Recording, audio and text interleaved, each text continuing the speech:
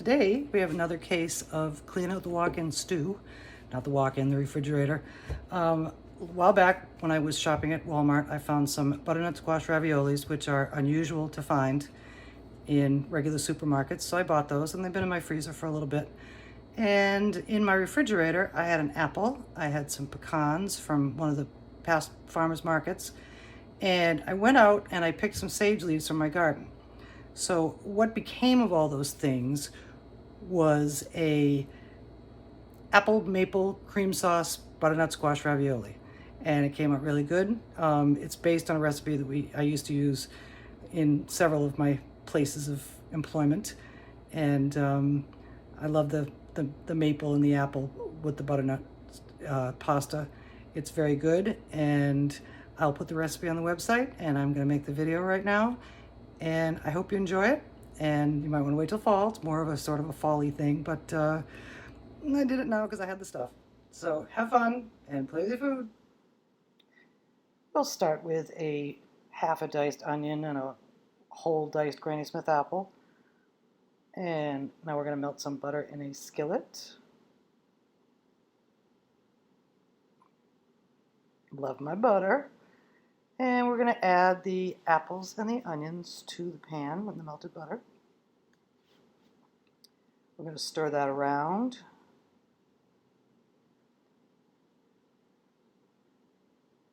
And season with some salt, pepper, nutmeg, cinnamon, and some dried chives. And we're going to stir that and saute that mixture for a little while until the vegetables have become softened.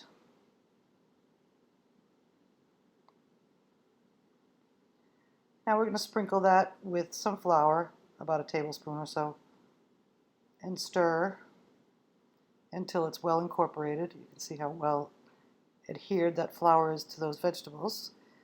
Now we're going to add some cider. Hard to find cider this time of year, so I've got some pressed apple juice.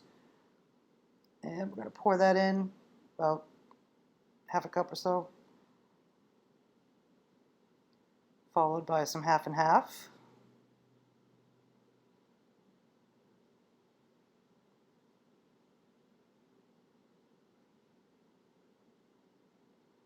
And then a dollop of chicken base or a bouillon cube, just to give that a little extra flavor.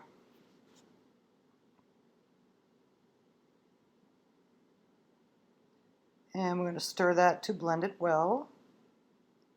And that's going to thicken up and become very creamy. Now we're going to add our maple syrup.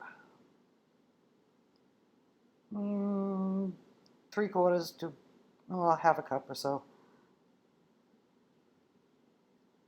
And now we're going to keep that sauce warm while we cook our butternut squash raviolis according to the package directions, whichever kind you get. And when they float, they're done, and it's time to remove them from the water. I like to do that with a slotted spoon or a spider. It's gentler than dumping them into a colander. And we're going to add those raviolis to our sauce and gently stir them around so you don't break the raviolis open. And now we're going to prepare some toppings to put on top of that lovely butternut squash ravioli. We have some chopped pecans, which we are going to toast because that brings the flavor out in them. You want to put those into a dry skillet and stir them around until they're fragrant and slightly browned, and then set them aside. And I use the same pan to get more of, some more of that pecan-y flavor. And I put a little olive oil in there, just a couple tablespoons, and pulled the sage leaves off of the sage branches. And you just drop those leaves right in that oil and fry them on both sides. Drain them to paper towels. And here we have our garnishes for our butternut squash ravioli. So we're going to plate it, sprinkle it with some pecans, crumble some sage over top, and serve it and eat it, which I did. And it was yummy.